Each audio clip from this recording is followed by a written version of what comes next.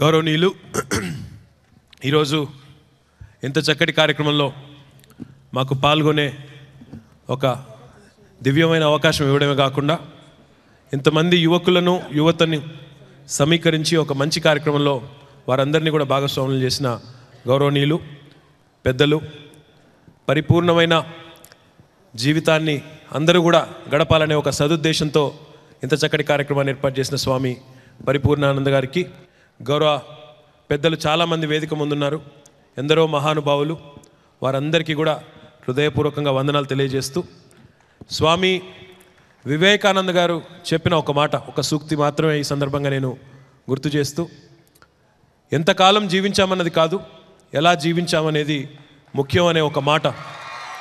ఈరోజు నిజంగా కూడా ఈ ఐదుగురిని నేను ఇంత దివ్యమైన అవకాశం వస్తుందని నేను అనుకోలేదు.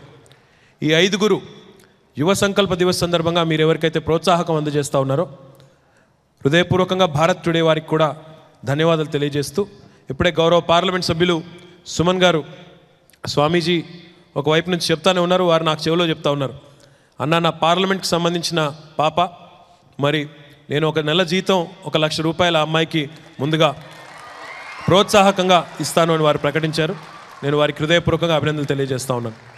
రెండవది, స్వామీజీ మీరేమనుకోనంటే ఈరోజు ఇక్కడికి వచ్చిన తర్వాత ఇక్కడున్న ఈ ఎనర్జీ చూసిన తర్వాత, ఎనర్జీ ఫీల్ అయిన తర్వాత, సానుభూతితో కాదు అనుభూతితో చెప్తున్న మాట, ఈరోజు కేవలం నల్గొండ జిల్లాకు సంబంధించిన ఇద్దరు, అదేవిధంగా కరీంనగర్ జిల్లాకు సంబంధించిన అమ్మాయిని కాదు, ఆ మిగతా ఇద్దరికి కూడా నా వంతున వ్యక్తిగతంగా మరి తలా 1,00,000 రూపాయలు నేను కూడా ప్రోత్సాహకంగా వారికి ప్రకటిస్తూ, మీ అందరికీ కూడా ముఖ్యంగా స్వామివారు చెప్పినట్టు ఒక మంచి కార్యక్రమంలో పాల్గొనే ఒక దివ్యమైన అనుభూతిని మాకు కలిగించినందుకు, అదే రకంగా ఈరోజు భారతదేశాన్ని తీసుకుంటే ఇందాక రాఘవేంద్ర గారు మాట్లాడుతూ చాలా విషయాలు చెప్పారు. ఒక్కసారి ఆలోచిస్తే ఇక్కడ అందరూ ఉన్న పిల్లలందరూ కూడా నాకు తెలుసు, దాదాపుగా ప్రతి ఒక్కరు కూడా సోషల్ మీడియాలో ఏదో ఒక సాధనాన్ని వాడుతూనే ఉన్నారు. ఒక ఫేస్బుక్కో, ఒక ట్విట్టరో, ఒక ఇన్స్టాగ్రామో, ఒక స్నాప్చాటో వాడుతున్నారు కదా.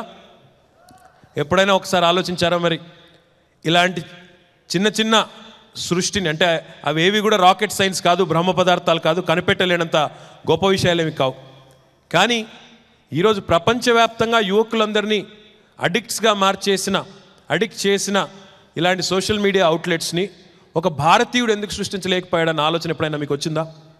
ఈరోజు భారతదేశ జనాభా చూసుకుంటే సగానికి పైగా ఏ దేశానికి లేని అపురూపమైన సంపద, మానవ వనరులు మన దేశానికి మాత్రమే ఉన్నాయి.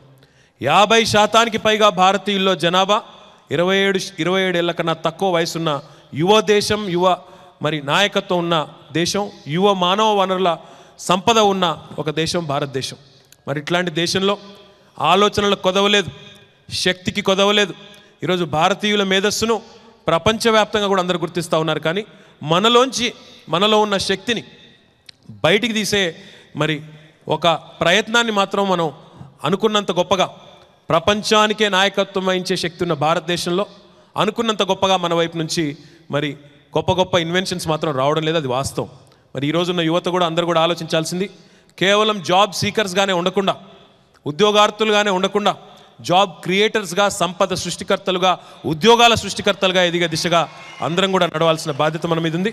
మరి ఈ ఐదుగురు మనందరికీ కూడా ప్రేరణగా నిలిచినందుకు వారికి హృదయపూర్వకంగా అభినందన తెలియజేస్తూ, ఇందాక నేను చెప్పినట్టు ఎంపీ గారు, అదే రకంగా ఎంపీ గారేమో ఆ అమ్మాయి మృదుభాషిని కోసం తను 1 నెల జీతాన్ని తాను విరాళంగా ఇస్తున్నారు. నేను వ్యక్తిగతంగా ప్రతి ఒక్కరికి కూడా ఐదుగురికి నా తరపున కూడా 1,00,000 రూపాయలు రేపే భారత్ టుడేకి అందజేస్తానని చెప్పి కూడా తెలియజేస్తూ, స్వామివారు నన్ను మన్నించాలి, ఎందుకంటే ఎలక్షన్ల మధ్యలో ఉన్నాం మీకు తెలుసు, కాబట్టి మరి మాకు ఇంకా ఒక వేరే పొలిటికల్ కార్యక్రమం ఉంది కాబట్టి నన్ను మన్నించాలని, మీ అభిభాషణ వినకుండానే వెళ్ళిపోతున్నందుకు హృదయపూర్వకంగా మరి మమ్మల్ని మరి ఇంత మంచి ఆశీర్వాదం కూడా ఇచ్చారు. మీరు హృదయపూర్వకంగా మీకు ధన్యవాదాలు కూడా తెలియజేస్తూ మళ్ళీ ఒకసారి Jai Hind. Thank you so much Taraka Rama Rao గారు.